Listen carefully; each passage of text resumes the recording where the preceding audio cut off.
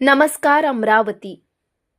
अमरावती जिल्हा सामान्य रुग्णालयातील व्यवस्थापनातील गंभीर त्रुटी पुन्हा एकदा समोर आली आहे। रुग्णालयातील अत्यंत महत्त्वाच्या टेलिफोन रूममध्ये ऑपरेटरच अनुपस्थित असल्याचा धक्कादायक प्रकार उघड झाला आहे। मिळालेल्या माहितीनुसार 1 मे रोजी दुपारी 3 वाजल्यापासून ते रात्री 8 वाजेपर्यंत टेलिफोन रूममध्ये एकही ऑपरेटर उपस्थित नव्हता।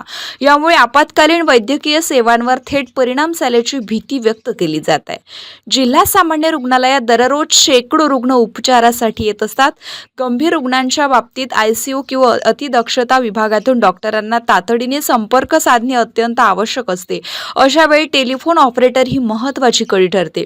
मात्र ऑपरेटरच अनुपस्थित असल्याने कॉल उचलण्यासाठी कोणीही उपलब्ध नसल्याचे समोर आले आहे। यामुळे आपत्कालीन परिस्थितीमध्ये डॉक्टरांपर्यंत संदेश पोहोचण्यात विलंब होऊ शकतो आणि रुग्णांच्या जीविताला धोकाही निर्माण होण्याची शक्यता नाकारता येत नाही।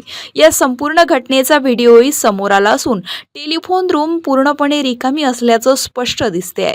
दरम्यान या संदर्भात जिल्हा शल्य चिकित्सक डॉक्टर विनोद पवार यांना विचारणा केली असता आमच्याकडे ऑपरेटर उपलब्ध आहे अशी माहिती त्यांनी दिली। मात्र प्रत्यक्षात दुपारी 3 ते रात्री 8 वाजेपर्यंत टेलिफोन रूममध्ये कोणताही ऑपरेटर दिसून न आल्याने प्रशासनाच्या दाव्यांवर प्रश्नचिन्ह उपस्थित झालाय।